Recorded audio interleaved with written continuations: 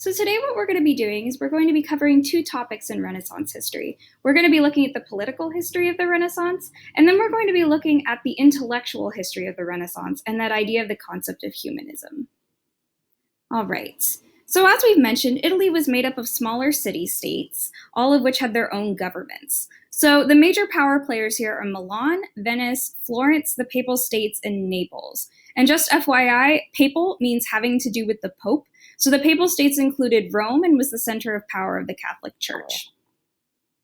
Now, as we've mentioned, Italy was a very patriarchal society, which means that men generally held positions of power. So just like as we saw last time, men held positions of power within the family.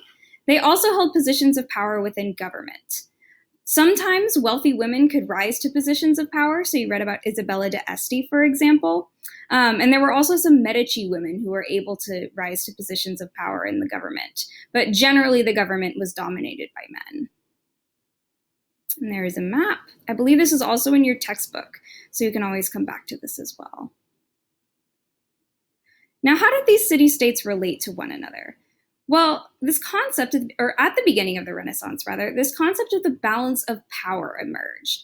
So none of these city-states were actually highly motivated to go to war with one another because wars are really expensive and can have disastrous consequences, of course, right? So these states wanted to balance power out between them so that no state was so powerful that they could completely devastate another city-state. So this system of the balance of power was created by something called the Peace of Lodi. And I know that looks like Lodi, like the city near Stockton, but it's actually Lodi. And this peace created an alliance system where on one side you had Milan, Florence, and Naples, and on the other side you had Venice and the Papal States. And each of these two sides, or each of these two blocks, were equally powerful, so neither one wanted to go to war with one another. And in order to maintain this system of the balance of power, people actually created new professions. So there were people whose whole entire job it was to communicate with people from other city-states in order to maintain that balance of power and maintain the peace. So we see the birth of professions like ambassadors and diplomats. However, this system actually didn't last that long. So by the end of the 1400s, the balance of power began to break down, and the city-states started to go to war with one another again. And what this did is it actually weakened them so badly that Spain and France, who are rising regional powers in Western Europe, saw this weakness and were able to invade. So Spain sacked Rome, so invaded it, pretty much burned it in 1527, and then Spain became the dominant power in Western Europe. And there are actually other reasons for that, but we're going to talk about Spain at the end of this unit. All right, so there's actually a connection between the political history and the intellectual history of the Renaissance. So let's talk about what that was. And we're going to look at this quote here before we talk about the gentleman who is really responsible for articulating a new theory of politics. You might have heard this quote before. So let's hear it. Upon this, a question arises, whether it be better for a ruler to be loved than feared, or feared than loved. One should wish to be both, but because it is difficult to unite them in one person, it is much safer to be feared than loved. So you might hear the short version of this as it is better for a ruler to be feared than loved. So what do you think the author means by this? And then do you agree or disagree with his take? Now, that's an excerpt, or what we just read, that's an excerpt from a book called The Prince, which was written by this man, Niccolo Machiavelli. And he was a Florentine diplomat, so he was from Florence, and his entire job was negotiating that balance of power between the states. And he actually wrote this for Lorenzo de' Medici, so one of the powerful people from that powerful banking family. And Lorenzo de' Medici approached Machiavelli, and he's like, hey, so I'm a ruler. What advice do you have for me? What should I do? How do I be a good ruler? And remember, prior to this book, so prior to The Prince being written, back in the Middle Ages, the idea of what a good ruler should be was really based on Christianity, right? So I mentioned Baldassare Castiglione, right, who wrote that book, The Book of the Courtier, who said that rulers should be good and kind and just and godly. And apparently Medici was a little skeptical of this, right? And Machiavelli said, hey, you know what? You're absolutely right. I totally disagree with Castiglione. I totally disagree with that. medieval worldview that rulers are supposed to be kind and just and godly. He's like, no, no, no, no, no. Do what you have to do as a ruler to maintain the peace, to maintain your power. And if that means engaging in violence, being feared, right? What he said in that quote was like, well, you want to be feared and loved at the same time as a ruler? But if you can't manage that, because that's pretty hard, well, just be feared. So essentially what Machiavelli is doing here is he's taking Christianity out of politics altogether. He's saying, don't worry about morality, just worry about what's practical. Do what you need to do to maintain power. All right. So Machiavelli wasn't the only person to start moving away from religion during the Renaissance. So during the Renaissance, the key philosophical movement here was something called humanism. And there's a really good question that was brought up actually during Hub Time. Is humanism a religion? Not exactly. It's a philosophy. So as we'll find out, it moves away from religion, but some people actually manage to merge philosophy and Christianity. So it's not really a religion, it's kind of a separate philosophy. And what this philosophy did is it emphasized the power of humans to perfect themselves through the study of ancient texts, so ancient Greek and Roman texts, and the humanities, which are subjects like logic and history and art. And what it did is it emphasized an idea of secularism. So secularism means essentially that you don't place God at the center of everything. So God's not really that important. Religion's not really that important. It also emphasized individualism. So it emphasized this idea that individual people are important and can study and understand the world. So knowledge doesn't necessarily come from your priest. It doesn't necessarily come from someone wealthy and powerful in your society. It comes from you in your study of the world. And humanism really originated with this guy named Petrarch, who was really the first to characterize the Middle Ages as a period of ignorance, right? So you might hear the Middle Ages called, ooh, it's the Dark Ages, right? So Petrarch really came up with that idea that during the Middle Ages, everyone just listened to their priest and read their Bible. Well, they didn't even read their Bible. They couldn't read. They expected their priest to read their Bible for them, and that's where knowledge came from.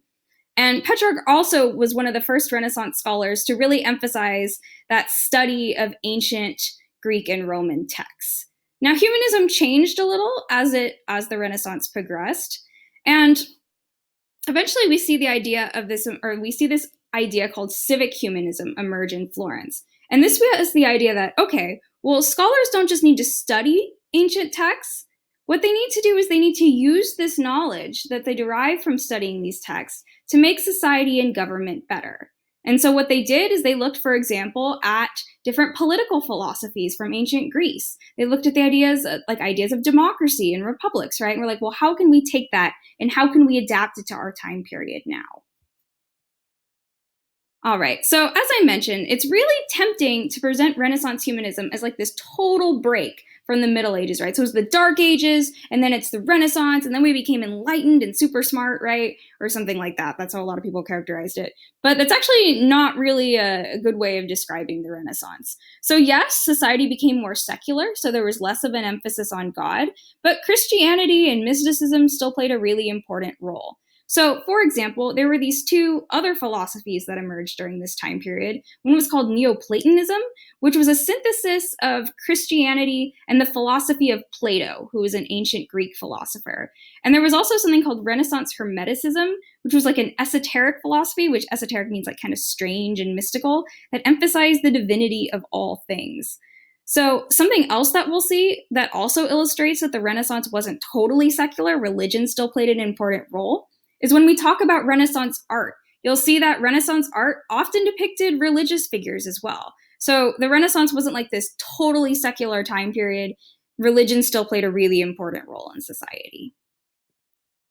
All right, another important part of humanism was this idea of education, right? So if you're saying that people can become perfected through their study of the ancient Greek texts and ancient Roman texts, as well as their study of, various subjects that we actually study today in school, like history and philosophy and things like that, well, you actually have to set up some sort of system where people can study these things, right?